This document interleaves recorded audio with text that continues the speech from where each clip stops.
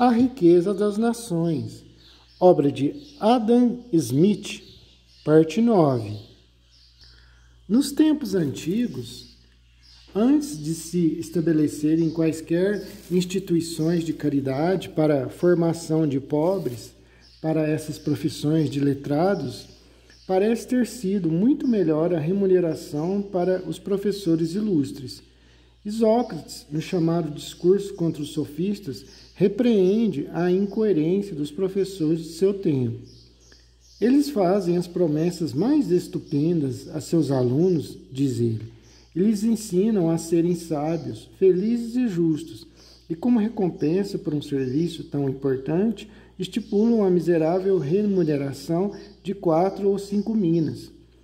Os que ensinam a sabedoria, continua ele, devem ser eles mesmos sábios. Ora, uma pessoa disposta a vender um serviço desses por tal preço seria condenada por insanidade.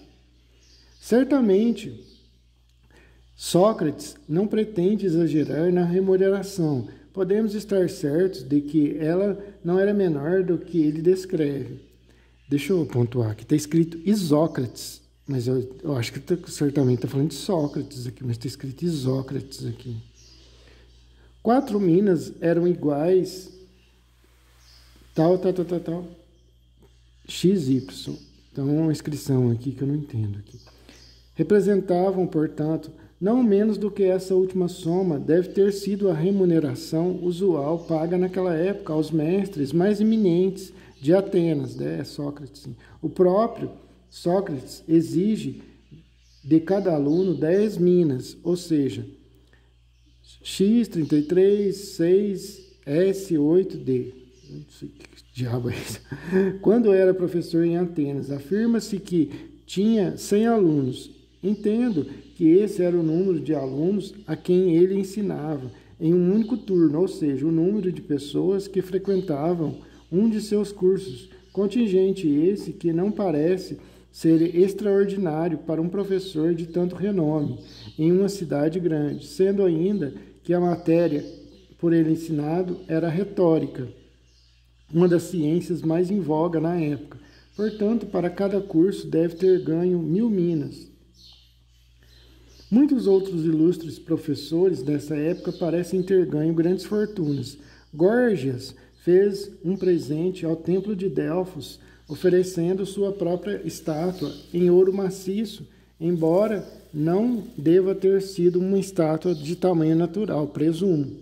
Seu padrão de vida, assim como o de Hípias e Protágoras, 2 outros ilustres professores da época, é descrito por Platão como sendo esplêndido, chegando à ostentação. Afirma-se que o próprio Platão vivia na magnificência.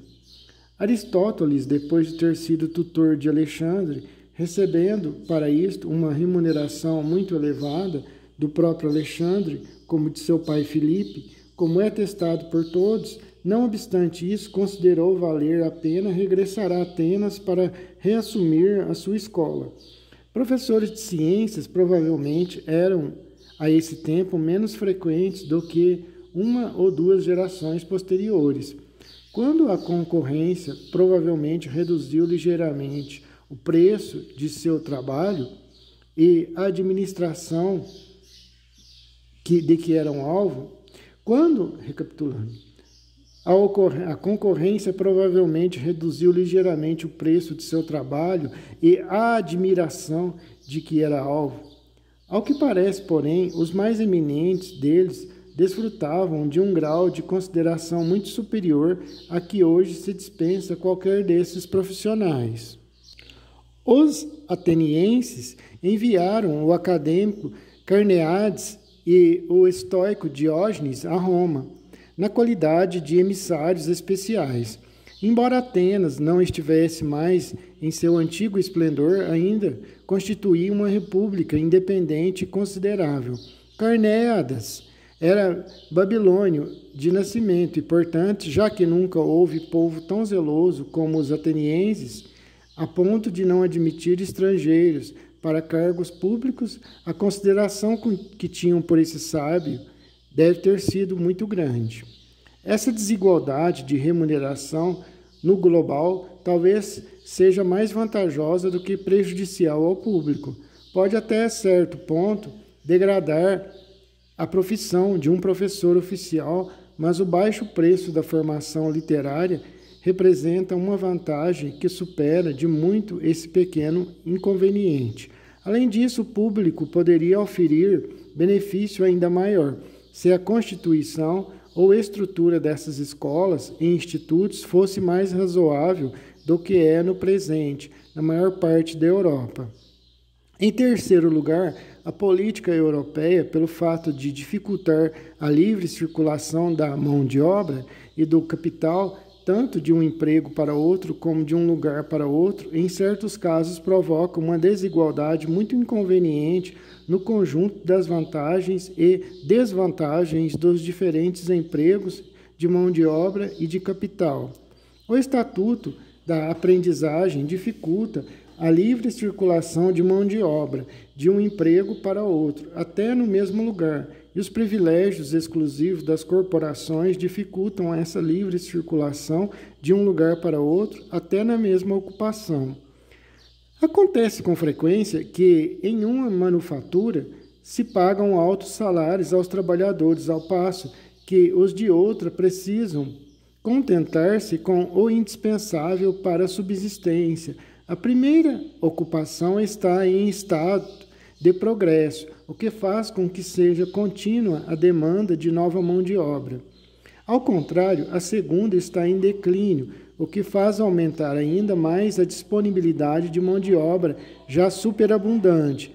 Essas duas manufaturas, às vezes, podem estar localizadas na mesma cidade e, às vezes, na mesma região circunvizinha, não havendo possibilidade alguma de ajudarem uma a outra, pois, no primeiro caso, isso é impedido pelo Estatuto da Aprendizagem e, no segundo, é impedido tanto pelo Estatuto da Aprendizagem como pelos privilégios exclusivos das corporações.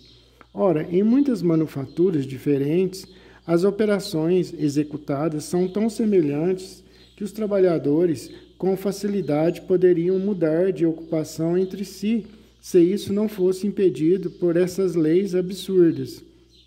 Assim, por exemplo, a arte de tecer linho e seda comuns são praticamente quase a mesma coisa. A arte de tecer lã comum é algo diverso, porém, essa diferença é tão insignificante que tanto um tecelão de linho como um tecelão de seda podem, em poucos dias, transformar-se em razoável tecelão de lã. No caso, portanto, de alguma dessas três manufaturas de capital importância vir a entrar em declínio, os trabalhadores poderiam encontrar emprego nas duas outras que estivessem em condições mais prósperas. Além disso, os salários não subiriam demais na manufatura próspera, nem desceriam demais na decadente. A manufatura de linho na Inglaterra está efetivamente aberta a todos, em virtude de um estatuto peculiar. Todavia, ela não é muito cultivada na maior parte do país, não podendo, portanto, oferecer grandes possibilidades a trabalhadores egressos de outras manufaturas decadentes. Esses trabalhadores, em toda parte onde vigora o Estatuto da Aprendizagem, não têm outro recurso senão amparar-se nas paróquias, ou então passar a operar como trabalhadores comuns, trabalhos esses para os quais, devido a seus hábitos, estão muito menos qualificados do que para qualquer outro ofício semelhante ao que tiveram que abandonar. Eis porque, geralmente, acabam refugiando-se nas paróquias. Tudo o que dificulta a livre circulação de mão de obra de uma profissão para outra dificulta igualmente a circulação do capital de um emprego para outro, uma vez que o volume de capital que se pode aplicar em determinado setor depende muito da quantidade de mão de obra que o setor pode empregar. Todavia, as leis das corporações criam obstáculos menos à livre circulação de capital de um emprego para outro, do que a livre circulação da mão de obra. Em toda parte, é muito mais fácil um comerciante rico obter o privilégio de exercer o comércio em uma cidade em que existe corporação do que um artesão pobre obter o privilégio de trabalhar nessa cidade. Segundo, acredito, são comuns a todos os países da Europa os obstáculos colocados pelas leis das corporações à livre circulação de mão de obra. Entretanto, quanto saiba, são peculiares à Inglaterra os obstáculos colocados pela legislação sobre os pobres. Esse obstáculo consiste na dificuldade que o pobre tem para conseguir estabelecer-se, ou mesmo para ser admitido a exercer sua profissão em qualquer paróquia, a não ser a que pertence. As leis das corporações só impedem a livre circulação de artesãos e operários de manufatura. Ao contrário, a dificuldade de estabelecer-se cria obstáculo até mesmo à livre circulação da mão de obra comum. Pode ser útil expor algo sobre a origem, a evolução e o estado atual dessa desordem. Talvez a maior parte de todas existe na política da Inglaterra. Quanto, em virtude da destruição dos mosteiros, os pobres foram privados do recurso à caridade dessas casas religiosas. Depois de algumas tentativas infrutíferas de solucionar o problema, o Decreto 43 da Rainha Isabel determinou que cada paróquia deveria cuidar de seus próprios pobres e que anualmente se nomeasse inspetores para os pobres. Esses, justamente com os fabriqueiros das igrejas, deveriam recolher quantias de dinheiro para assistência aos pobres, por meio de uma taxa paroquial. Esse estatuto impunha a cada paróquia, em particular, a necessidade de cuidar ela mesma de seus próprios pobres. Em consequência, passou a assumir uma certa importância essa questão. Quem deve ser considerado como os pobres de cada paróquia? Depois de algumas incertezas e variações, este problema foi resolvido pelos decretos 13 e 14 de Carlos II, os quais estabeleceram que 40 dias de moradia ininterruptas garantiam a qualquer pessoa a residência em uma paróquia, acrescentando, porém, que, dentro desse período, se os curadores de igreja ou os zelosos dos pobres apresentassem alguma queixa contra o recém-chegado, 2 juízes de paz tinham o direito legal de resolvê-lo. 2 juízes de paz tinham o direito legal de removê-lo novamente para a paróquia de onde havia saído, a menos que ele alugasse um alojamento de 10 libras por ano ou então estivesse em condições de oferecer à nova paróquia algum valor que os referidos juízes de paz considerassem suficiente para desonerar financeiramente a paróquia. Pelo que se afirma, esse estatuto deu margem a fraudes. Havia funcionários que às vezes subornavam os pobres de sua paróquia e os convenciam a se estabelecer em outra, mantendo-os, porém, nessa outra paróquia em situação clandestina durante os 40 dias necessários para adquirirem o direito de residência, visando com isso desonerar a paróquia a qual pertencia originalmente os pobres. Eis porque o decreto 1º de Jaime II determinou que os 40 dias necessários para se obter a residência deviam ser contados somente a partir do momento em que o respectivo pobre entregasse a um dos curadores ou dos zeladores da nova paróquia uma notificação por escrito indicando o seu endereço e o número de pessoas que compunha sua família.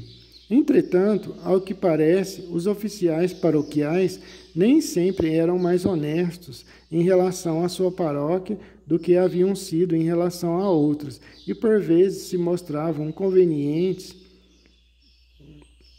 Entretanto, ao que parece, os oficiais paroquiais nem sempre eram mais honestos em relação à sua paróquia do que haviam sido em relação a outras, e por vezes se mostravam coniventes com tais instruções, recebendo a notificação, mas não adotando as medidas adequadas depois disso.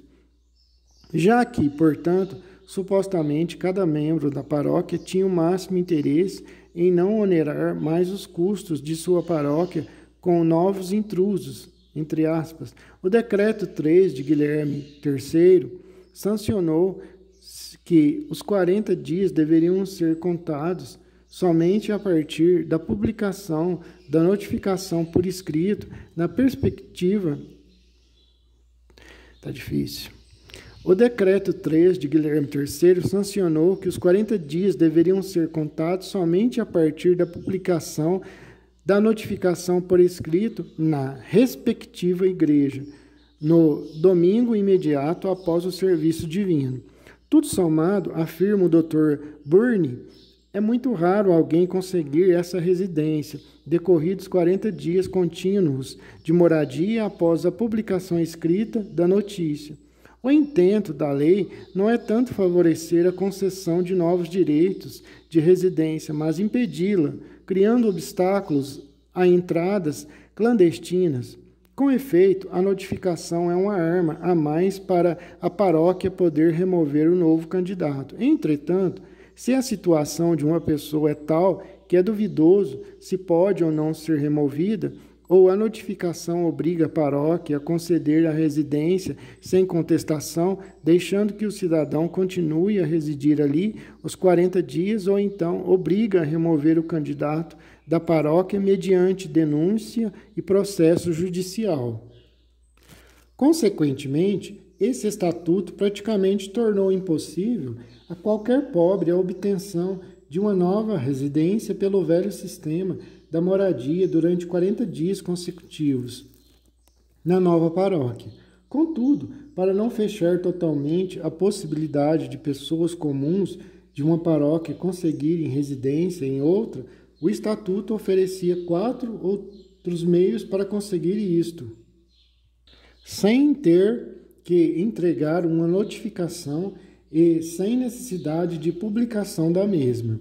O primeiro consistia em comprometer-se a pagar as taxas paroquiais e pagá-las efetivamente. O segundo, em ser eleito para um ofício paroquial anual, servindo dessa função durante um ano. O terceiro, passando por uma aprendizagem na paróquia.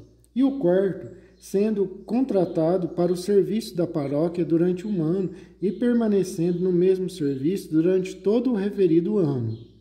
Pelos 2 primeiros meios, nenhum pobre podia obter uma residência a não ser por consentimento da paróquia inteira, a qual estava perfeitamente consciente das consequências financeiras decorrentes da adoção de um novo habitante que não dispusesse de outro patrimônio senão o seu próprio trabalho.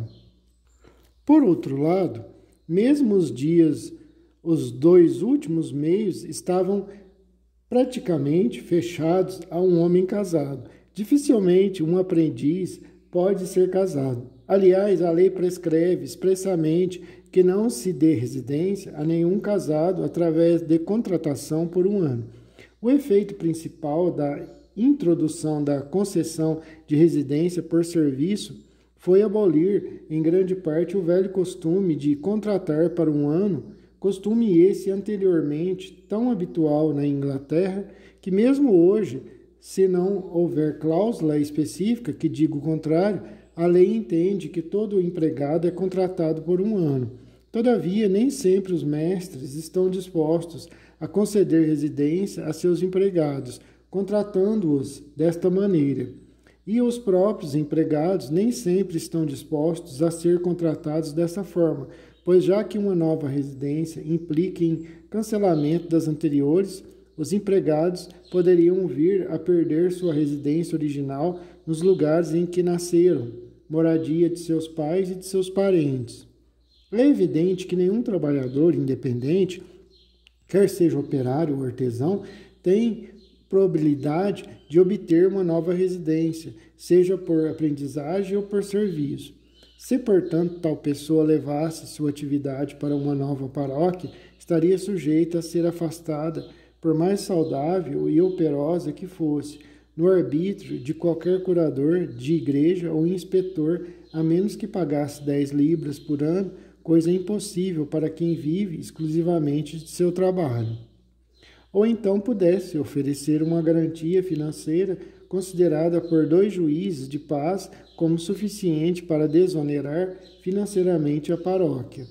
A lei deixava a critério da pessoa o tipo de garantia a ser oferecida. Na realidade, porém, não se tinha condições de exigir menos de 30 libras, pois era lei que, mesmo a compra de uma propriedade livre e alodial de menos de 30 libras, não assegura a uma pessoa uma nova residência, por não ser suficiente para desonerar financeiramente a paróquia. Ora, isto é uma garantia que dificilmente pode ser oferecida por uma pessoa que vive de seu trabalho. Aliás, na realidade, muitas vezes se exige uma garantia bem superior. Com o objetivo de restaurar... Olha, esse livro é tão real, que a gente ouve até os galos lá da localidade, lá, o cantar até dos galos, tão real que esse livro.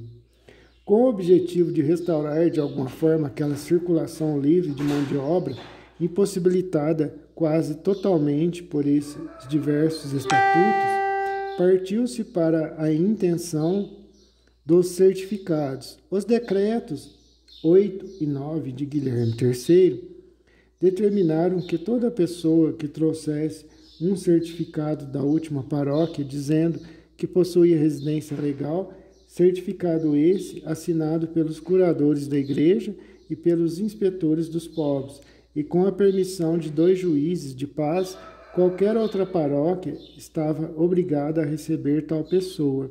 Os decretos estabeleciam, além disso, que tal pessoa não poderia ser removida da paróquia somente pelo fato de haver alguma probabilidade de se tornar onerosa, mas somente pelo fato de se tornar efetivamente onerosa, e que, nesse caso, a paróquia que expediu o certificado é obrigada a pagar tanto a manutenção da pessoa como as despesas de sua remoção à nova paróquia. E para dar segurança máxima à paróquia em que viesse a residir tal pessoa munida de certificado, o mesmo estatuto prescreveu que a pessoa não poderia obter ali nenhum direito de residência, por nenhum meio a não ser pagando 10 libras por ano ou então servindo por conta própria em um ofício paroquial durante um ano inteiro, incluindo, portanto, a probabilidade de conseguir a residência por notificação, por aprendizagem ou por pagamento de taxas paroquiais.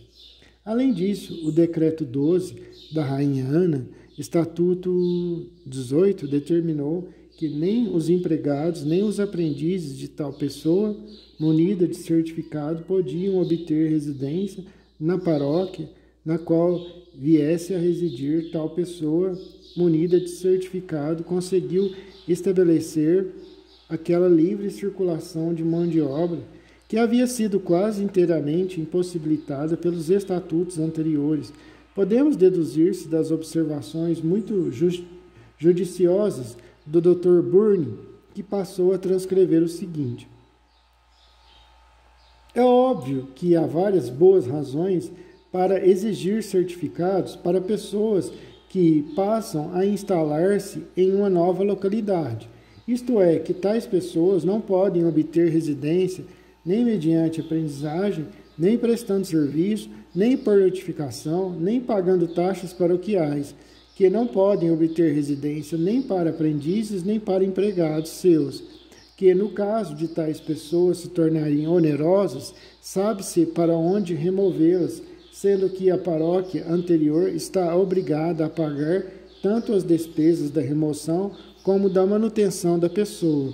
Nesse meio tempo, e que, se tal pessoa adoecer, a paróquia que emitiu o certificado deve mantê-la. Tudo isso não pode ocorrer nem sem certificado. Ora, essas mesmas razões valem proporcionalmente para paróquias que não concediam certificados em casos ordinários, pois é muito provável que mais cedo ou mais tarde terão que receber de volta as pessoas a quem haviam dado certificado, aliás, em condições piores do que antes. A lição a ser tirada dessas observações é que, ao que parece, o certificado deve ser exigido pela paróquia na qual passa a residir um novo pobre, mas que, ao mesmo tempo, esse certificado, muito raramente, deve ser fornecido pela paróquia que o pobre pretende deixar. Existe certa crueldade nessa matéria de certificados, afirma o mesmo inteligente autor em sua History of the Poor Lands, ao confiar ao critério de um funcionário paroquial o poder de aprisionar uma pessoa como se fosse para o resto da vida. Isso, por mais inconveniente que seja para esse pobre continuar a morar no lugar onde teve a infelicidade de adquirir o que se chama de residência, por maior que seja a vantagem que ele possa esperar, propondo-se a morar alhures. Embora o certificado não contenha nenhum testemunho de boa conduta, pois se limita a atestar que a pessoa faz parte da paróquia a qual pertence realmente, fica inteiramente a critério dos funcionários paroquiais conceder ou negar tal certificado. Segundo o Dr. Burney, foi feito um mandato no sentido de obrigar os curadores e inspetores a assinarem o certificado. Todavia, os juízes da Corte Real rejeitaram essa moção como uma tentativa muito estranha. Os salários extremamente desiguais com que deparamos frequentemente na Inglaterra, em localidades não muito distantes uma da outra, são provavelmente devidos aos obstáculos que a lei da residência coloca para um pobre que, destituído de certificado, deseja transferir seu trabalho de uma paróquia para outra. Com efeito, um trabalhador solteiro, operoso e dotado de boa saúde poderá, às vezes, residir em uma paróquia sem certificado, embora enfrentando sofrimentos. Mas um homem com mulher e família que tentasse essa aventura, na maioria das paróquias, certamente acabaria sendo removido, o mesmo acontecendo geralmente a um solteiro, no momento em que viesse a casar-se. Por isso, a escassez de mão de obra em uma paróquia nem sempre pode ser remediada pela superabundância existente em outra, como acontece constantemente na Escócia e, conforme acredito, em todos os outros países em que não existe essas dificuldades para a residência.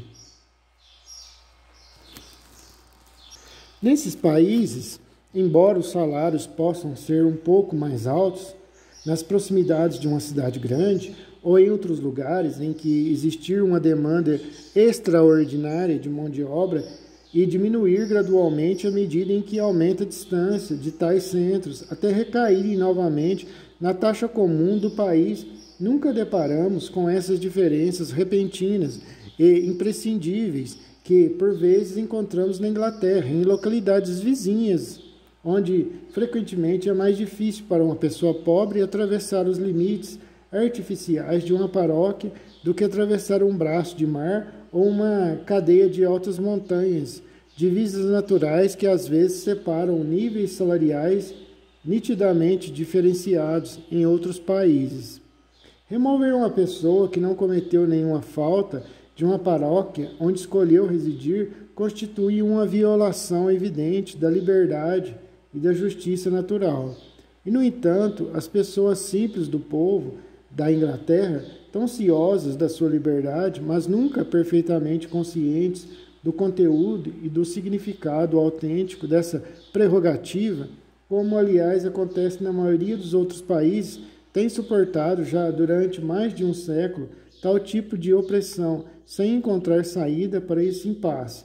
Embora também pessoas ponderadas por vezes se tenham queixado da lei da residência como de uma calamidade pública, esta nunca foi objeto de clamor geral do povo, como ocorreu contra as garantias gerais, sem dúvida uma prática abusiva, mas que provavelmente não provocava uma opressão geral. Arriscar-me-ia afirmar que dificilmente existe na Inglaterra um pobre de 40 anos de idade que em algum período de sua vida não tenha sentido em sua própria pele a opressão cruel dessa infeliz lei sobre a residência.